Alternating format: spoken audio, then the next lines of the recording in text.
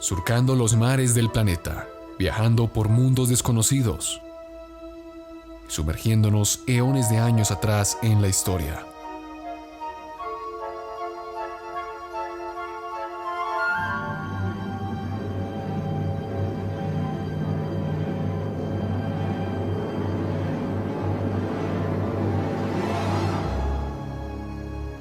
Bienvenido, estás a bordo del Nostromo. En la vida son muchas las preocupaciones, los problemas, las dificultades que tenemos. Todos los días tienen su afán, y cada mañana nos presenta cosas buenas, pero también bastantes retos. Es por eso que a veces no logro comprender por qué uno a veces se autoimpone otras cargas que se supone ya pasaron hace muchísimo tiempo. A lo que me refiero es a la falta de perdón, que convengamos supone un peso muerto en nuestra espalda en todo el tiempo. Cuando no perdonamos a las personas que nos han hecho daño, o incluso a nosotros mismos por cosas que hicimos en el pasado, cargamos con la culpa, con el odio, la indiferencia y la amargura que todo esto supone. Es importante que perdonemos a las personas que nos han hecho mal, así no se lo merezcan, no por ellas, sino por nuestra propia salud mental. Ese famoso dicho de yo perdono pero no olvido es una excusa para seguir como la vaca, rumiando una y otra vez los hechos que sucedieron y que tanto nos hicieron daño en el pasado. Así que en estos tiempos de cuarentena aprovecha para reflexionar qué cosas debes perdonar. Recuerda, no es sencillo, pero es lo que te va a quitar ese peso muerto de encima. La vida ya es lo suficientemente difícil y complicada de llevar como para que además de los afanes diarios cargues con pesos muertos en tu espalda.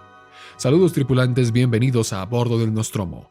Yo soy Juan Manuel Correa, periodista y aficionado a la historia que los llevará en un viaje a través del tiempo y el espacio en búsqueda de las historias más interesantes, más curiosas y más intrigantes que la historia de la humanidad nos tiene para ofrecer. Comencemos.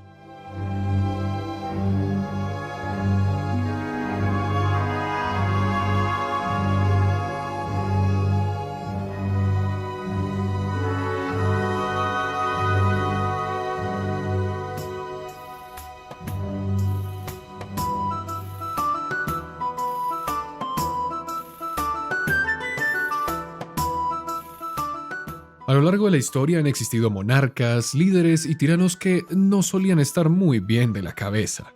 Se presume que a las personalidades como Calígula, Nerón o incluso el mismo Jorge III de Inglaterra les hacía falta un tornillo. Y en algunos casos, como el del monarca inglés, se ha comprobado que efectivamente sufría de algún trastorno psicológico. Y si aún hoy en día a las personas que padecen de este tipo de enfermedades se les suele dejar a un lado, ya que es verdad, la salud mental está poco valorada hoy en día, ahora imagínese cómo habría sido esta situación en tiempos antiguos. Y las locuras regias hay muchas, pero el día de hoy nos pondremos a analizar un caso específico que pondremos sobre la mesa, a un personaje que siempre se le ha puesto el sobrenombre de La Loca. Hablaremos de Juana I de Castilla, la hija de los reyes católicos, es decir, la heredera de Fernando de Aragón e Isabel de Castilla. Estos eran tiempos raros, curiosos y muy injustos para los herederos de los diferentes reyes en Europa. Hoy debatiremos si realmente Juana estaba tan loco como decían, o tal vez es una de las grandes incomprendidas de la historia. Juana nace como la tercera hija de los reyes católicos, unos reyes que si nos ponemos a analizar y a ver bien la historia eran muy serios, inteligentes, bastante conservadores, austeros y bastante educados. Así lo imprimieron también en sus hijos, una educación bastante buena pero siempre centrada en el ámbito religioso. No por nada le decían los reyes católicos. De los 6 hijos que tuvieron, 5 eran chicas. Juana era la tercera. Se les consideraba además las infantas más codiciadas de todas las monarquías europeas. Además de que hablaban distintas lenguas, estaban muy bien instruidas y manejaban muchas ciencias de la época. Este era el contexto en el que nació Juana y en el que creció. Una chica muy culta, inteligente y hermosa. De hecho, lo describen como una chica rubia de ojos claros que era muy parecida a su madre Isabel. Pero la cruz de Juana era que ella era una mujer de bastante carácter. Por ejemplo, en su adolescencia, podía durar de 3 a 4 días sin comer porque se negaba a hacerlo, buscando así, en rebeldía, doblegar la voluntad de su madre. Ella es la tercera de su estirpe. El segundo era Juan, el cual sería el heredero al trono en ese entonces. Así es que hay que decir y entender que Juana nace con una misión muy clara. Juana nunca podría haber heredado los reinos de Castilla y Aragón y no lo podía hacer porque eso era la cuestión de Juan. Entonces la educaron a ella para que fuese un peón más en las monarquías europeas, es decir, lo esencial para que ella se casara con algún príncipe de otro reino y así pudiesen anexarse los diferentes reinos al de Castilla y al de Aragón. Suena triste, pero esta es la realidad sobre todo de las hijas de los reyes durante la época en la que vivieron estos personajes. Sus padres deciden entonces emparentarla con el hijo de Maximiliano de Austria, el primer Habsburgo, con el fin de aislar a Francia, que era enemigo jurado de Castilla y Aragón. El susodicho, este hijo de Maximiliano, se llamaba Felipe, y a sus 16 años a Juana la casaron como un trámite con el heredero de Austria, sin ni siquiera haberlo conocido, por supuesto. Le mostraron un cuadro de Felipe a Juana y así le vendieron la idea de que este sería su marido. Entonces sus padres la mandaron junto con su séquito a Flandes en un barco para encontrarse con su prometido. En esta travesía surge una gran desgracia, y es que la embarcación donde Juana iba se hunde. Y con ella se hundieron también todos los cofres en los cuales ella cargaba su vestido de novia y los tesoros que llevaba como ofrenda para la corte de los Habsburgo.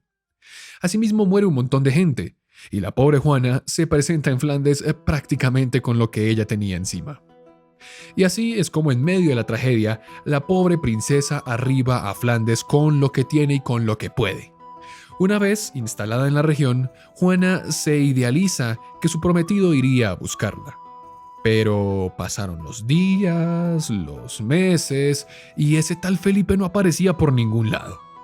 Pero eso de haber esperado tanto tiempo parece que habría valido la pena, ya que apenas se aparece el susodicho, se despierta la pasión desenfrenada entre ambos jóvenes y se casan lo más pronto posible.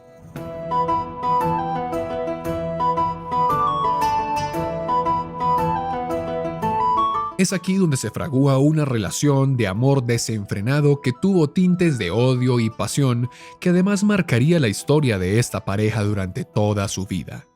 La gente de Flandes, según Juana, eran personas muy buenas, muy amables, muy fiesteras y muy cordiales. Los conceptos de santidad, austeridad, castidad, sumisión que los padres de Juana le habían enseñado no eran tan estrictos con la realidad que ella estaba viviendo con Felipe en Austria en ese entonces. Fue así como pasaron los años y la pareja tendría a sus dos primeros hijos, Leonor y su hijo Carlos I. Y en medio de la felicidad de haber tenido a su descendencia, Felipe, al cual le decían Felipe el Hermoso, pues era de muy buen parecer, empezó a buscar lo que no se le había perdido. Este joven se empezó a cansar de Juana, y así inicia una búsqueda de relaciones extramatrimoniales que van a ser muy importantes en esta historia. El tipo era todo un canalla, porque se aprovechó de que era un príncipe atlético, fornido y de gran intelecto para ligar a cuanta mujer pudiese. Y eso incluía a las mismísimas mujeres de su corte. Entonces, imagínese por un momento, la pobre Juana tenía que ver a las mujeres de su corte todos los días, sabiendo que incluso su marido la estaba engañando con ellas. Porque esto hay que decirlo, de todas las aventuras de su marido, ella ya se había enterado. Entonces ella de cierta manera se siente aislada y deja a un lado, por supuesto, toda la relación que tenía con Felipe, y esta fragmentada relación que a lo largo del tiempo se repetiría este mismo vicio una y otra vez, empezaría a verse fragmentada y no volvería a ser lo mismo. Mientras tanto, mientras Felipe estaba en sus andadurías, en Castilla fallecería el hermano mayor de Juana, el príncipe Juan. Esto automáticamente haría que la corona pasara de los reinos que iba a heredar Juan a su hermana mayor Isabel, que estaba casada con el rey de Portugal. Pero, oh sorpresa, un año más tarde Isabel también muere. Lo cual también dice que hay que heredar la corona a uno de sus hijos, a su hijo Miguel, el cual apenas tenía unos cuantos meses de nacido. Miguel es enviado para ser criado por sus abuelos, para que sea heredero, pero al igual que su madre, moriría también en poco tiempo. Y es en esta sucesión de eventos desafortunados que la corona de los reinos quedarían entonces destinados a Juana, la cual era en el orden hereditario quien debía llevar la corona. Y de repente, como si fuese arte de magia, a Felipe se le prende de nuevo los amores por Juana. Ahora sí la veía hermosa y ya no la engañaba con otras.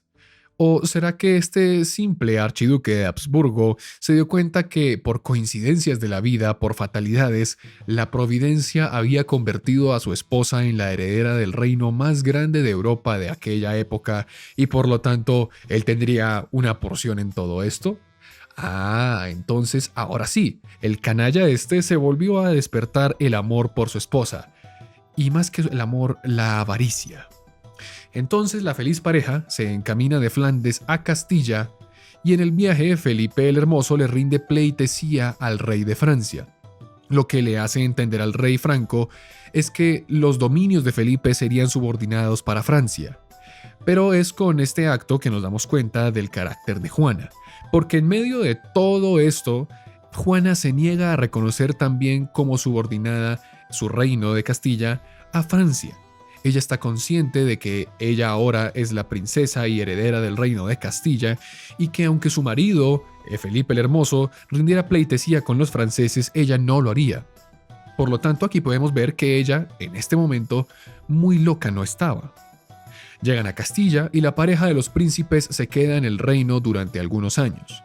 Es en medio de esta convivencia que la madre de Juana, Isabel, se empieza a dar cuenta que su hija era sumamente sumisa a Felipe y que ella aceptaba todo lo que su esposo proponía sin importar lo absurdo que fuese.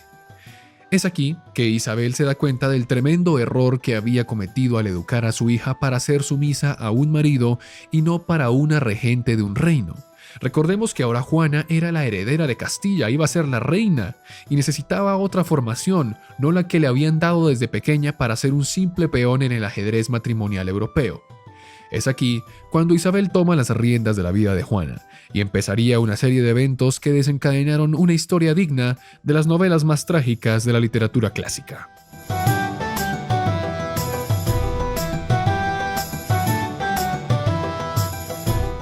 Casualmente, en este momento Juana queda embarazada de su tercer hijo, lo que le da pie a su madre Isabel para que la convenza de quedarse en Castilla debido al peligro que supone el viaje a Flandes. Pero por otro lado, Felipe dice que él no se aguanta estar más en Castilla y se marcha, dejando sola a Juana con sus padres.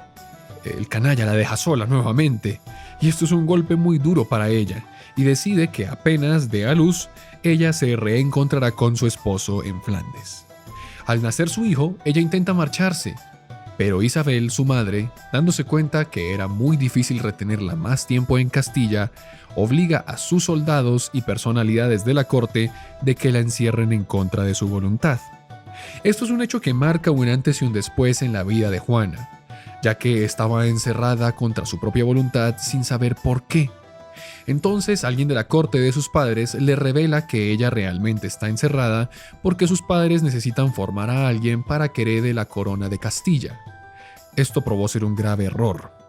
Juana, al enterarse de todo este plan maquiavélico, grita, se niega a comer y entra en un estado de rebeldía en contra de su madre, como lo había hecho cuando era pequeña.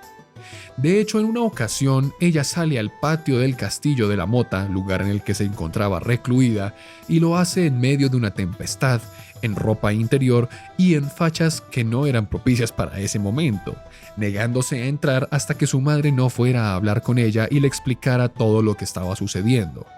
Isabel se entera y va a hablar con ella, en efecto. Este es el primer momento en el que Juana se le conoció como la loca, pues la descripción de la mujer que encontró Isabel al visitarla fue de una auténtica loca, o por lo menos parecía. Juana le dice que ella se quiere ir, y después de muchas disputas entre las dos, Isabel deja que se marche, pero su hijo, Fernando, el que había recién nacido hace poco, debía quedarse con los reyes de Aragón y Castilla. Ahora ustedes dirán, pues Juan, ese comportamiento de Juana parece que sí es de una auténtica loca. Pero si lo miramos de manera objetiva, Esto fue un acto de desobediencia de una mujer que estaba siendo utilizada para fines hegemónicos de sus padres sin ninguna explicación. Le estaban obligando a heredar un reino que ella no quería y para el cual tampoco estaba preparada para gobernar.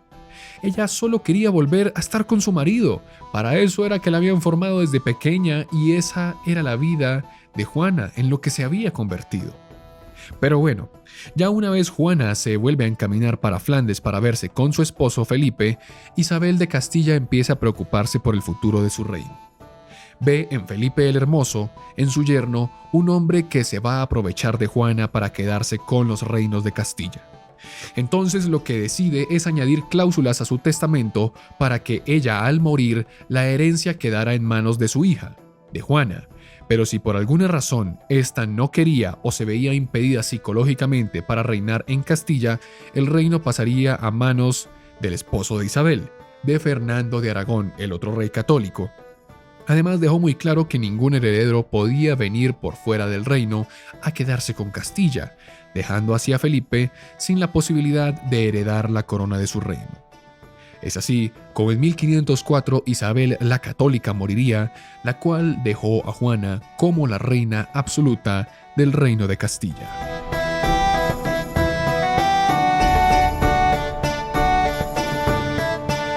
De esta manera, una vez más la pareja vuelve a viajar a Castilla, para que Juana asuma la corona del reino.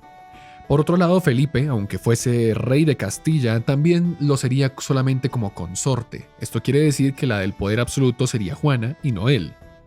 Esto no deja muy bien plantado a Felipe, y como ya lo ha hecho antes, engaña a Juana para que ésta se quede confinada en un castillo, mientras él y su suegro, Fernando de Aragón, el padre de Juana, mueven unos hilos bastante extraños por debajo de la mesa.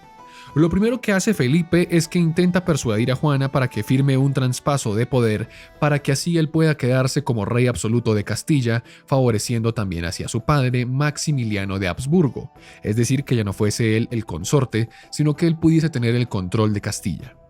Juana demostraría una vez más que estaba bastante cuerda y se niega a firmar este documento.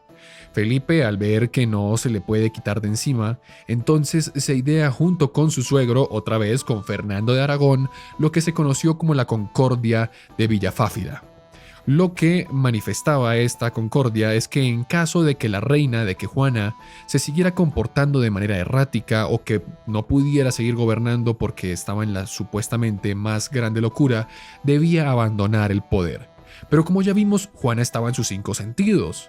Tal vez con muchos problemas, presiones, engañada, pero loca. Loca no estaba. Juana se entera de que han firmado este acuerdo, de que su padre y su esposo acaban de firmar un acuerdo en contra de ella, que prácticamente la incapacitaba como reina, y se escapa del castillo donde estaba recluida. Se siente traicionada, no tanto por su esposo, porque ya se esperaba eso de este canalla. Ya lo había demostrado de que él anteriormente podía hacer cualquier cosa con tal de quedarse con el poder. Pero de su propio padre, que su propio padre hubiese hecho semejante cosa, eso sí la destrozó. El caso es que ella es perseguida y la encuentran en la casa de la panadera del pueblo. Ella se niega a salir, por supuesto, y dice que hasta que su padre Fernando no le explique por qué firmó esa concordia, ella no iba a abandonar esa casa. Es entonces cuando las Cortes de Castilla se reúnen en 1506 para ver si era posible hacer efectiva la concordia o por si el contrario dejarían a Juana como reina en el poder. Para sorpresa de Felipe y de Fernando, las Cortes fallan a favor de que Juana siga siendo la reina legítima, lo cual demuestra una vez más que ella estaba en sus 5 sentidos, porque en caso de que no hubiese sido así, la corte habría fallado para quitarla del poder, ya que esto estaba también escrito en, digamos que el testamento que dejó su madre Isabela. Ahora, sé que esta historia parece de telenovela y está un poco enredada, pero intenten seguir un poco el hilo de los acontecimientos que vienen a continuación. Fernando de Aragón, al ver que su hija, que también sería la heredera del reino, decide casarse en Nápoles con Germana de Foix. Así tendría otro hijo, al cual podría heredarle la corona de Aragón, dejando a Juana a un lado. Es decir, que Fernando no quería que Juana heredara no solamente la corona de Castilla, sino la de Aragón, así que se casa con Germana de Foix para poder tener un hijo y que así pueda dejarle los reinos de Aragón a ese hijo. Además de todo esto, en ese mismo año, en 1506, pasaría un hecho bastante terrible para la vida de Juana, y es que moriría Felipe el Hermoso. Aún se desconoce a ciencia cierta cuál fue la causa de su fallecimiento, pero hay quienes dicen que fue envenenado por el mismísimo Fernando de Aragón, por su suegro, para quitárselo de en medio. Hay que tener en cuenta que Felipe estaba a favor de los Austrias, los cuales eran aliados de Francia. Y Fernando, por supuesto, no podía dejar que el poder de Aragón quedara en manos de él. Bueno, realmente de Juana, quien era la reina legítima, pero Fernando, al igual que su difunta esposa, se dio cuenta que tal vez el que mandaba en la relación no era su hija, sino Felipe.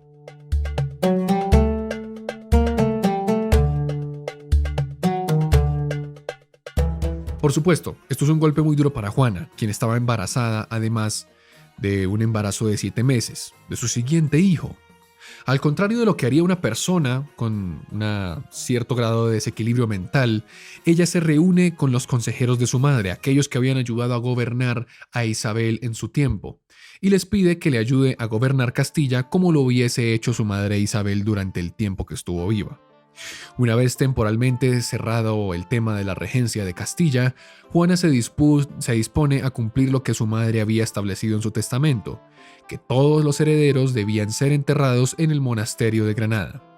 De esta forma monta una comitiva desde Burgos hasta Granada, o sea, prácticamente cruzando a España, para ir a enterrar a su marido. En medio de este viaje es que Juana da a luz a su hija. Y es en ese momento que por arte de magia aparece nuevamente en escena Fernando de Aragón. Se trasladan ambos a Burgos y mientras esto sucede empiezan a llegarle nuevos pretendientes a Juana, entre ellos el célebre Enrique VIII. Esto pinta muy bien para Fernando, ya que si su hija en aquel entonces, que tenía 26 años, se volvía a casar, podría quitarse de encima del reino de Castilla. Pero Juana, que repito, no estaba loca, sabía que si esto sucedía, el reino de Castilla no estaría más bajo su poder y por lo tanto su primogénito Carlos no podría heredarlo. Entonces ella, de manera inteligente, decide lo siguiente: mientras no se entierre a Felipe el Hermoso, entonces yo seguiré casado con él. ¿Por qué? Bueno, es que en aquel entonces existía la ley de que mientras no se sepultara al marido de una viuda, ésta seguiría casada con él. Entonces Juana se le ocurre esto y decide que no sepultará a Felipe, para que así ella no pueda verse obligada a casarse con alguien que su padre Fernando podría imponerle. Así que Juana se lleva el cadáver de su difunto esposo para Tordesillas y se interna a sus 29 años en un convento de monjas para reflexionar lo que estaba sucediendo y calmar los ánimos. Ella quería quedarse aquí una pequeña temporada, en ese lugar, y esa pequeña temporada se convirtieron en 46 años.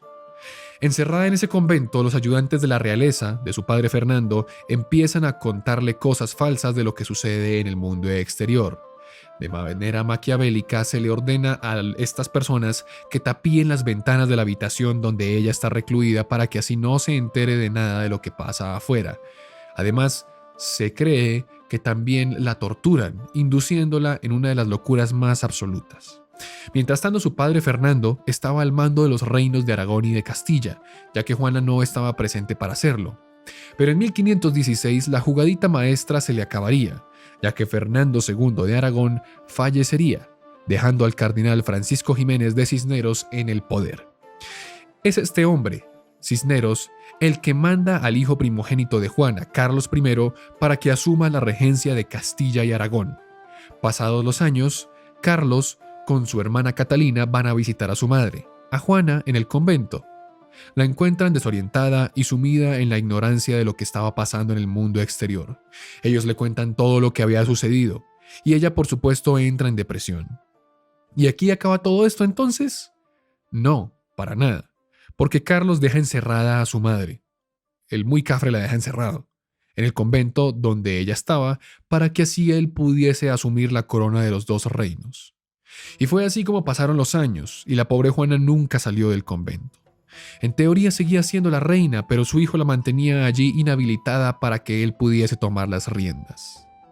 Siguieron pasando los años, el encierro, vinieron visitas de comuneros, estuvo la incertidumbre, la mala alimentación y la falta de la interacción con el mundo exterior, y todo esto terminó por generar una especie de demencia, finalmente en Juana, para que en 1555 Juana I de Castilla muriera en la más profunda soledad y locura a sus 76 años.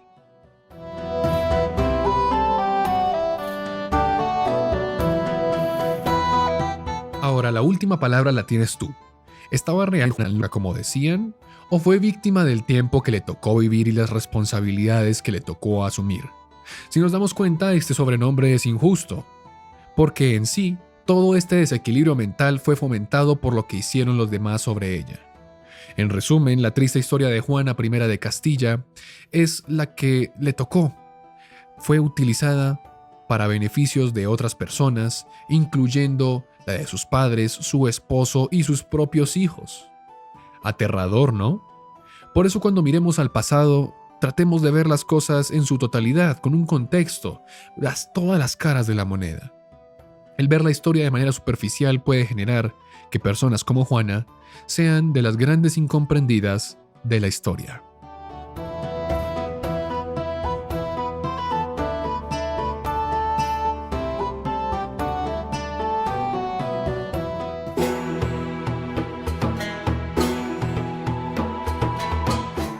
Y así llegamos al final de nuestro episodio del día de hoy.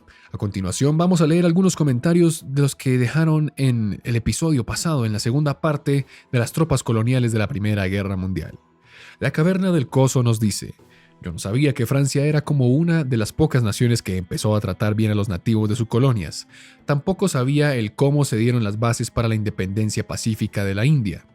Lo triste es que han copiado o se han visto involucrados en guerras posteriores como los que frecuentan con Pakistán y Bangladesh. Y aunque claro, me ha puesto a pensar de aquellos olvidados que murieron por su patria.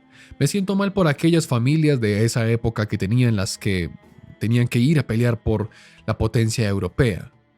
Aún persiste esta idiosincrasia y me gustaría saber de dónde viene esa idiosincrasia que persiste. Saludos desde México y espero que estés bien con la cuarentena. Bueno, muchas gracias a la Caverna del Coso.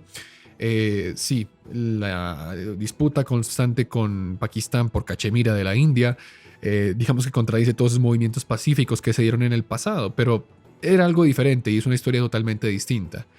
Lo de Francia acerca de cómo trataba a sus tropas coloniales, vuelvo y digo, Francia no es que fueran unos santos. Incluso vimos en el episodio pasado que muchos periódicos franceses segregaban bastante a la población extranjera que peleaba bajo la bandera francesa. Pero digamos que entre comillas y entre todos sus aliados y todas las personas que pelearon en la Segunda Guerra Mundial, yo creo que Francia fue de los que mejor trató a sus colonias. De hecho, si ustedes se dan cuenta, hoy gran parte de la población francesa es de piel oscura. Esto se debe a muchas otras cosas que pasaron en su historia, pero también a que Francia fue más laxo con sus leyes de inmigración, de nacionalización de sus colonias, y por supuesto fue mucho mejor el trato que ellos tenían con sus colonias y sobre todo con las colonias del África subsahariana. Jesús Oliveras nos dice: como siempre, carnal, eres el mejor. Lo disfruté bastante y reflexioné un poco acerca de mi familia, ya que ahora me doy cuenta que me he alejado un poco de ellos. Creo que por estar ocupado en el trabajo y en la escuela no me había dado cuenta que tan solo me he encerrado en mí mismo.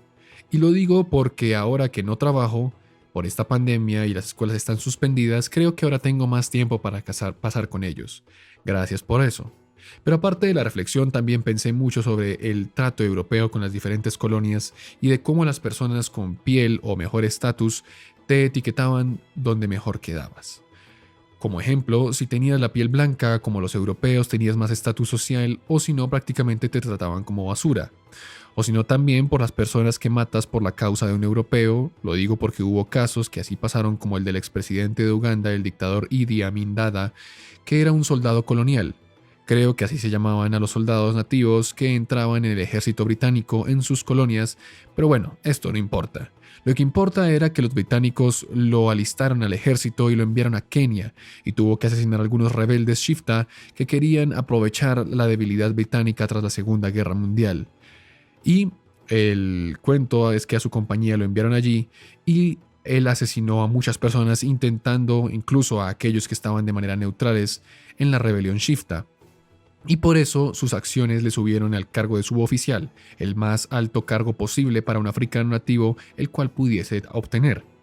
En resumen, lo que me refiero es que muchas personas que si querían subir su estatus social, tenían que hacer cosas horribles para los europeos para poder así mejorar. Por si eras pobre, o si eras pobre o rico, o si eras rico, o si funcionaban de manera diferente, así eran en las colonias nativas.